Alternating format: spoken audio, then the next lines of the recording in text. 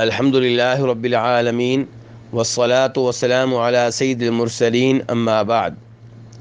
ذی الحجہ کی 9 تاریخ، جسے یوم عرفات بھی کہا جاتا ہے، یہ دن بہت ہی عظیم دن ہے۔ اسی لیے نبی صلی اللہ علیہ وسلم فرماتے ہیں خیر الدعاء دعاء یوم عرفہ، کہ بہترین دعا وہ ہے جو یوم عرفہ کے موقع پہ کی جائے، یعنی کہ 9 تاریخ کو جو دعا کی جائے یہ بہترین دعا ہے۔ اس حدیث کو امام ترمذی نے روایت کیا ہے، اور امام مسلم روایت کرتے ہیں کہ نبی صلی اللہ علیہ وسلم نے فرمایا کہ اللہ تعالیٰ سب سے زیادہ جس دن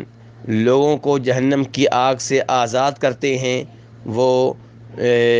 یوم عرفات ہے، یعنی کہ 9 ذی الحجہ کا دن ہے۔ اس دن حاجی لوگ میدان عرفات میں وقوف کرتے ہیں اور وہاں پہ خطبہ سنتے ہیں، 2 نمازیں ادا کرتے ہیں، اور اس کے بعد اللہ کے ذکر میں اور دعاؤں میں مشغول و مصروف رہتے ہیں۔ اس دن وہ لوگ جو حج میں نہ ہوں انہیں چاہیے کہ روزہ رکھیں، کیونکہ نبی صلی اللہ علیہ وسلم نے فرمایا کہ یوم عرفات کے روزے سے مجھے امید ہے کہ اللہ تعالیٰ 2 سالوں کے گناہ مٹا ڈالیں گے۔ اس حدیث کو امام مسلم رحمہ اللہ نے روایت کیا ہے۔ اس لیے میرے وہ بھائی جو حج میں نہیں ہیں انہیں چاہیے کہ اس دن کو غنیمت جانتے ہوئے اس دن کا روزہ رکھیں۔ اب یہاں پہ سوال یہ پیدا ہوگا کہ پاک و ہند کے لوگ کس دن کا روزہ رکھیں؟ کیا اس دن کا جس دن حاجی میدان عرفات میں وقوف کریں گے، جس دن مکہ میں 9 تاریخ ہوگی، یا اس دن کا روزہ رکھیں جس دن پاکستان اور انڈیا میں ذی الحجہ کی 9 تاریخ ہوگی؟ تو گزارش یہ ہے کہ اس دن کا روزہ رکھا جائے گا جس دن پاکستان اور انڈیا میں ذی الحجہ کی 9 تاریخ ہوگی، کیونکہ نبی صلی اللہ علیہ وسلم نے اپنی زندگی میں یوم عرفات کے روزے کی فضیلت بیان کی اور اس میں ترغیب دی۔ آپ کے زمانے میں اور آپ کے بعد آنے والے کئی 100 سالوں میں مکہ مدینہ کے علاوہ دیگر ممالک میں جو لوگ رہتے تھے، مصر، شام، پاکستان، انڈیا وغیرہ، ان کے لیے یہ جاننا ممکن نہیں تھا کہ مکہ میں یوم عرفات کب ہے، ذی الحجہ کی 9 تاریخ کب ہے۔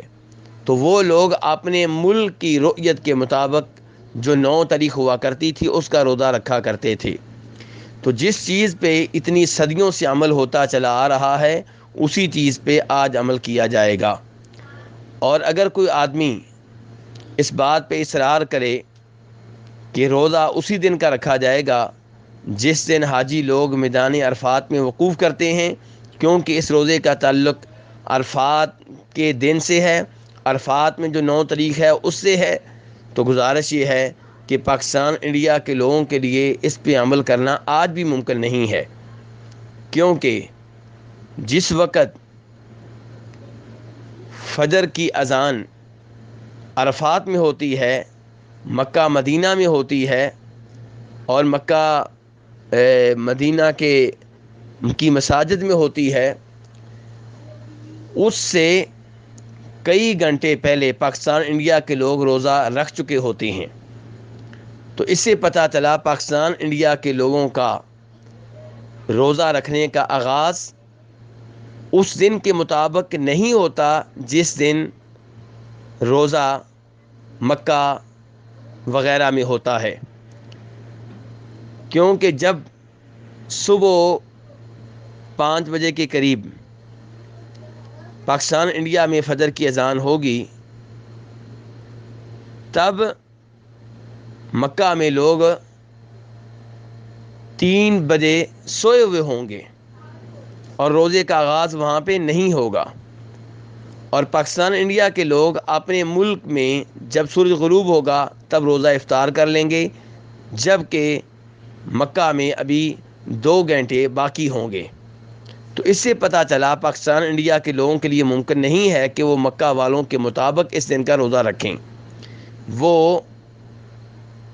اس دن کی پابندی کریں جس دن مکہ میں 9 تاریخ ہوگی۔ اور یہ بھی سب کو معلوم ہونا چاہیے کہ کئی ایسے ممالک ہیں جہاں اس دن عید ہوتی ہے جس دن مکہ میں 9 تاریخ ہوتی ہے، تو اگر وہ اس حدیث پہ عمل کرنا چاہیں تو ان کے لیے بھی اس حدیث پہ عمل کرنا ممکن نہیں ہے۔ تو خلاصہ کلام یہ ہے کہ پوری دنیا کے لوگ اپنے اپنے ملک کی رؤیت کے مطابق 9 تاریخ کا روزہ رکھیں گے اور انشاءاللہ اس اجر و ثواب کو حاصل کریں گے جس کا تذکرہ نبی صلی اللہ علیہ وسلم کی حدیث میں آیا ہے۔ اللہ تعالی ہم سب کو عمل کرنے کی توفیق عنایت فرمائے۔